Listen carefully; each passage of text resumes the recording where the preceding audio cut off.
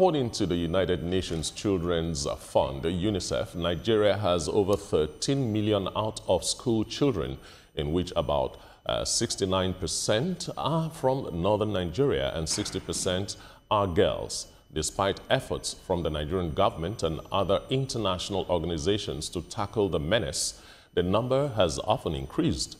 Some of the reasons may be chronic poverty, social exclusion, among others.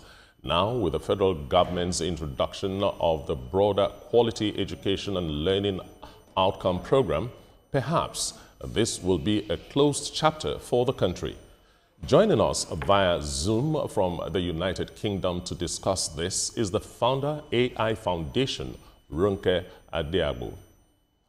You're welcome to the program, madam. Good morning, and thanks for having me. Yes. First things first, we have the basic UBEC, where education at primary level is free. Normally, everybody will think that that is a very good incentive to get children going to school. And we are not seeing that. What do you think is the problem? And how do we go about solving that problem? Thank you very much for that question. As you know, UNICEF put the number of out-of-school children in Nigeria at 18.3 million. And we are deemed as the country that has one of the highest number of out-of-school children in Nigeria. And this is predominantly in the north. As you are aware, Kebbi has the highest number of out-of-school children in Nigeria with 67.6%, followed by Sokoto State with 66%. These numbers are quite high and they are unacceptable. The issue is that, yes, education is free, but if parents don't allow their kids to go to school for one reason or the other, mainly is to do with poverty, or maybe because they choose to marry their kids off early, or maybe because they deem they are getting religious education, it becomes very problematic for the government to make sure they reduce the number of out-of-school children. So, and also in terms of insecurity in the country, because as we know too well about the Chibok girls that were kidnapped. And because of that, most parents have been scarred and they don't want to release their children to go to school so that they don't get kidnapped. So these are some of the issues why we have a high number of out-of-school children. But as soon as we start tackling all these issues, the number will reduce, enrollment will go up, and we would reduce the number of out-of-school children in Nigeria. So if you look at the number of out-of-school children, which you've actually made allusion to in the first place, some of them, I think in the north, for instance, they say 60% are girls. So, but in your assessments, so there are some programs that have been brought up. The Lumina Girl Child Initiative, how do you think this strategy is working to reverse this trend? Yeah. I've been an advocate for out-of-school children for a long time now, and I dare say this current government has shown political will in terms of reducing the number of out-of-school children, especially the girl child. A lot of initiatives have sprung up. I mean, you've just mentioned the Lumina. We also have the program we call the Agile. The Agile, which stands for Adolescent Girl Initiative Learning and Empowerment. This is to help to reduce the number of girl child out-of-school children. Because as you know, I mean, some parents prefer to marry their girls off very early. At the age of 13, 14, you see them marrying them off. This is to reduce that, to make sure no one is telling you not to get married, but let these girls get education first before you marry them. So these initiatives will discourage parents from marrying their kids off early or keeping their children at home under the guise of poverty or because of insecurity. So this will incentivize parents to make sure they send their girl child to school. Because as you know, when you educate a girl child, you are educating a nation. When you educate a boy child, you are educating an individual. Now that makes me laugh, And when you look at it critically, you just said the truth, but it didn't. A lot of men wouldn't agree with you on that because of the gender thing. However, one of the major reasons we're having this out of school children, as you said, has to do with the parents. what has your organization and other organizations, including the government, maybe in partnership or so, done to educate parents, especially in the north and those places where the numbers are really high? Because the very first and basic incentive, which is let them come, they don't need to pay school fees, that is already there. And yet we are still having this. So it means that the parents have to be educated. What are the efforts that your organization and other organizations like yours in partnership with the government are doing in that direction? Yeah, so IA Foundation has been in existence for 6 years now. And basically what we do is we focus on reducing the number of out-of-school children in Nigeria. What we've been doing is with our volunteers all over the country, during school hours, we go on the streets. And if we find any child who is not in school, we pick that child up, we take that child to his or her parents and ask, why is this child not in school? It's usually because of poverty. And we say to them, you know what, don't worry about poverty. We will pay for their school fees. We will buy their shoes. We will buy their books. We will buy their school bag. Just release this child to us and let us pay for this child to go to school. Some people think this is too good to be true.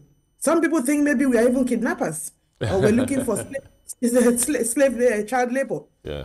But we have picked up over 105 children from the streets now, and we've put them in school and we are paying for their school fees. I personally fly down from the UK and I go on the street picking up these children. And about 2 years ago, I was on the street trying to pick up these children, and I had some parents fighting, saying that, no, you cannot have my child. You cannot send my child to school, because if that child does not stay on the street to hawk, we would have nothing to eat tonight. So that child will not go to school. So we find ourselves struggling with parents to get their child off them to send their children to school. And we've always been advocating that the government needs to legislate against this, that any parents who refuses to send their children to school needs to be penalized. There is a bill going through the House of Assembly at the moment. It has passed the first reading, whereby a parent that refuses to send their kids to school will be penalized. As I said earlier, the current government has got the willpower, and they've been throwing out lots of initiatives. They've been improving the educational infrastructure to make sure the infrastructure is there to send the kids to school. Because as I keep saying, if these 18.3 million decide to go to school today, we don't have enough classrooms for them. We don't have enough teachers for them. We don't have enough educational infrastructure for them. Right. So what the government is doing is putting those building blocks in place. They are building new schools, recruiting new teachers to make sure when we get these kids off the street, there's the education infrastructure there for them to educate them. Also, yesterday, I was talking to the executive director of the Commission for Almajiri and Out-of-School Children. And he said to me, in Kaduna State, they've just built a new school for about 200 kids, which are children who normally would have gone to Almajiri, to put them in this school to make sure you shield them from people who may want to come to them to say they want to preach the Quran to them, but meanwhile, they are trying to radicalize them and to put them down the route of Boko Haram. So they've built this school to protect these kids, to make sure they are not vulnerable to being recruited by criminal people. So one of the strategies is the reintroduction of school feeding program, the homegrown school feeding program, which is expected to improve school attendance and help the parents in taking care of their children, assist them in taking care of their children. But how do you think this strategy has been working, especially in the face of corruption, where we have some governors, complaining as to the quality of food served these kids? Yeah, again, the school feeding program is a brilliant initiative, and I dare say it was copied from the United Kingdom. Because they call their own free school meal. But you know what? As I keep saying, poverty is part of the problem. And a child who hasn't eaten cannot learn well. So the government have realized this, and they've decided to take responsibility for feeding the child when they're in school. And, from the statistics we read, the enrollment numbers went up. But as you know, the bane of our society is corruption. The quality of the food gets reduced so that they can make more money for themselves. And sometimes they don't even look at what they are even preparing for these kids, because there's some nutrients that need to be in a child's food to make sure there's enough protein. They will reduce all that just so that they can make money. What I would suggest to the government is that they need to have a quality assurance unit that will be responsible for supervising the type of food that these organizations are giving to these children, to make sure they've got the right nutrients in the food and they've got the right quality for this food which they are providing to these children. Everybody uses an Android phone and so on, and social media is rife. I'm still interested in educating the parents to get the children to go to school, because that's where the major problem is. What your organization is doing is quite commendable, but you will agree with me that the logistics are really, really high. How well are you taking advantage of social media to get this done? Right. So we're not just using social media only. Basically, what we've realized is that if we are saying we have 18.3 million off the street, we've only picked up 105. That's a drop in the ocean. So we thought, let us have a different strategy to deal with this. We felt if we try and empower the parents, especially the mothers, especially single mothers, if we try and empower them and they are economically active, then they will have the resource to be able to put their children in school. So my organization is presently piloting an initiative to make sure we can empower mothers, to make sure they can actually send their kids to school. So we are piloting that and we'll see how that works. If it works well, we'll roll it out to every country, to every state in the country, and to see whether that will help us mop up the number of out-of-school children. So I'm wondering how all of this initiative will come together in helping people, enrolling them back to school and getting them formal education. For instance, how do you think governments and even your organization and other organizations are working with the traditional leaders and religious leaders to ensure that they get the students back to formal education? Because it's more than 8 centuries that the Al-Majiri or Al-Majiranchi system has been in place. Yeah, absolutely. Again, the IA Foundation is piloting a scheme at Ifako Ijayi in Lagos State, where we are working closely with the traditional rulers to try and reorientate them so that they would orientate parents to encourage their children to go to school. So we are seeing how that works, because our people, they tend to listen to traditional rulers a lot. They listen to their pastors, they listen to their imams a lot. So if we actually get the buy-in of the traditional rulers and the religious leaders, they will be able to advocate this for us even better and to get people to actually buy into it and understand the importance of educating their children. Because when you educate children, that child will take you out of poverty. It will take the whole family out of poverty. So we need to try and make sure they understand the message which we are passing. Because when we come passing this message, sometimes it goes over their head. But when someone local who they can relate to passes the message to them, it tends to resonate well and better with them. Well, from the work you've done so far, what would you say is your success rate? Yes, you mentioned the 100 and something children earlier on, which is quite small. But do you see potentials of improvement? Yes. So one of our strategic strands is advocacy. As you would appreciate, we can't pick up all the 18.3. We are advocates for out-of-school children. We work closely with the government, the Ministry of Education. There's a particular commission that has been set up specifically for out-of-school children and Al-Majiri, and we work very closely with this organization. We do have what we call summits, an annual summit, where like-minded people that operate in the educational space come together to profile solutions on how to reduce the number of out-of-school children. And once we get the communique for that summit, we then start action planning it and start rolling out these initiatives. It's important that we get the government of the day on side, and we've been advocating this, and we are so excited that the current government of the day is actually playing ball, and they are rolling out initiatives that is aligning with some of the suggestions we made at the summit. So we are so excited. We are working collaboratively. We can't do it alone.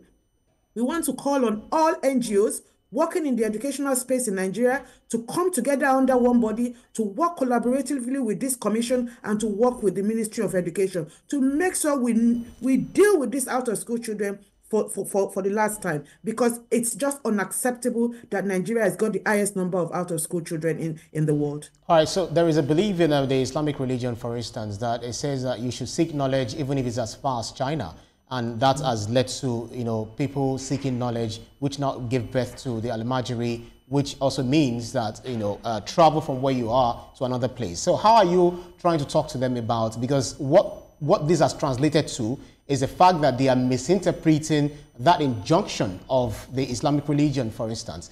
How are you working with, you mentioned what you're doing with the religious leaders right there at traditional leaders at Ifako, but then in the north where this is very predominant, some parents believe that without their children having this Quranic knowledge, they will be taken far away from their religion. How has this, mitigated against the struggle to getting these people back to school, or the formal sector, formal school, I should say?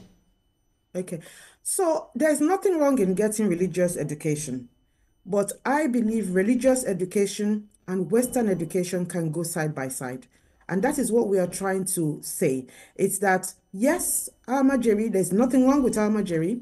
Get your religious education, but you also need Western education, because you cannot be economically active with just religious education. We need to increase the manpower in the country. Therefore, you need to get Western education. So we need to engage with the religious leaders, because these children live home and they are under the care of these religious leaders. We need to understand and to make them realize that, these two needs to go hand in hand. And more importantly, we need to emphasize the Western education. So we need to work on the religious leaders to get their buy-in, because they themselves need to appreciate that Western education is key to the progress of any country. Getting their buy-in will enable us work closely with them, because it's like a closed shop when you're working with the educational, with the religious leaders. It's like, this is our space, don't go there. But if you can slowly but surely get their buy-in, it will then be easy to be able to incorporate Western education with the religious education. After all, the Christians too get religious education. Their children go to Sunday schools on Sunday, and it doesn't stop them from having Western education. So we tend to use that as an example that it happens in the Christendom as well. They too get religious education. You too can get religious education. So this is how we try and win the hearts and soul of the religious leaders to make sure we can change the strategy and incorporate Western education with religious education. Well, I'm going to put you in a position where you'll do some analysis for us. Over 20 million out-of-school children in Nigeria, and the government is saying they have a plan in place to take a minimum of 2.2 million children back to school every year. From what is happening, is that feasible? I mean, from what I've seen, I think it's possible. The most important thing is the will, the political will, and that currently is in place at the moment. Now, I just want to applaud the president, because under his watch, maybe he felt the previous Minister of Education was not doing well. He changed the Minister of Education. Now we have Dr. Tunji Alausa, who is the Minister of Education, and is doing brilliantly well. As I said, there is a dedicated commission for out-of-school children. It's never happened before, but it's happened under this current administration, where they have this dedicated resource. And the person that is heading that commission is also very competent and is determined to reduce the number of out-of-school children. Also, the government is putting their money where their mouth is. They are pumping in lots of resources into the education sector. They are refurbishing the schools, they are building new schools, they are recruiting more teachers, buying books, and also ensuring they are investing in what I call edutech. Because as you know, in this day and age, education has been digitized. It's all about technology. So the government is investing a lot to make sure they've got all this technology in. And also, they're getting they're getting grants from World Bank. There's a 552,000 grants which they are getting from World Bank to make sure they have enough resources within the education sector. If all this comes together, I am positive that we can reduce that number at least 2 million in a year. But the most important thing is that, as you know, in Nigeria, if nothing gets monitored, it never gets to happen. So we need to make sure we have good assurances in place and good policing methodology in place to make sure all these brilliant ideas actually get implemented. Yes, you've actually spoken to the issue of monitoring, because it's one thing for you to put strategy on the ground, it's another thing for you to closely monitor how effective these strategies have been. But I want you to spare a thought regarding, talking about the incumbent Minister of Education, Tunji Alausa, who said that there are 200 bills at the National Assembly seeking to create new universities. But then, and he said it's overwhelming, and what we need to do is just to ensure that we maintain the one that we have currently.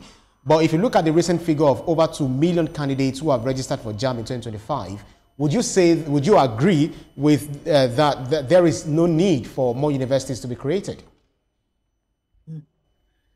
That's an interesting question. I believe any responsible government must always carry out what we call census, right? To be able to ascertain what the population will be in future at every stage, to make sure we then have the right resources in place to make sure we can educate educate our citizens. Now, in my opinion, our approach in Nigeria seems to be knee-jerk. It's like, oh, we just wake up one morning and we see that we've got lots of young people who need to go to university, and then we realize we don't have the university in place. If we had done the needful in the right time, making sure we take census and we know that, you know what, in year 2025, we would need X number of universities to educate X number of students, we would have even built the universities right now. It's not now that we then say, oh, now we want to create those universities. So in my opinion, that's poor planning on behalf of the government. And the government needs to do more. They need to have a more robust processes for knowing what their educational requirements are and to make sure those educational requirements are provided in good time. So that would be my comment on that. Makes a whole lot of sense. But so we see the federal government doing everything, bringing up initiatives to ensure that children are taken, from the street for formal education. But this is the federal government saying all of these things, bringing bringing the plans to bear. But how do you think states are working in collaboration with the federal government to achieve this aim? Because if the federal government is trying to do all of this, what about the states? How are you engaging them? Are they also collaborating effectively on this? Yeah, that is a brilliant question, because the state governments are part of the problem, as you would appreciate. I'm glad at the moment UBEC's laws are being revised, and that needs to happen very quickly, because as you know, UBEC is sitting on over 130 billion naira of funds, which they cannot distribute to states because the states have not contributed their own counterpart funding. Because as you know, the state needs to also contribute to that fund before it gets disbursed. So because the states are not contributing, UBEC is holding on to that fund. So therefore, the government of the day have decided that they need to change the laws that govern UBEC so that even whether the state government contributes or they don't contribute, they are not just sitting on a pot of money and they can't disseminate the money to build the infrastructure within the education system. So I'm hoping that our legislators will change the UBEC law very, very quickly to make sure we can start disbursing this money. But I also want to call the state governors to please try and collaborate with UBEC to make sure they release their own counterpart funding, to make sure UBEC has enough money to be able to cascade down to even to the local authority. The local authority needs to work in a joined up way with the state government, and the state government needs to work with the federal government to make sure we can all work together to make sure we reduce this number of out-of-school children in Nigeria. They're saying that these children are the future of our country. And we are having this kind of problem makes me and a whole lot of other people very uncomfortable. I still want to go back to that issue of educating the parents because from everything we've said so far, that is the crux. That's where the problem is. How fast, how well can this intervention happen? And what are the collaborations you need to make this parent education concerning out-of-school children work? Right. So ideally, an average parent wants to send their child to school. So let's start from that premise.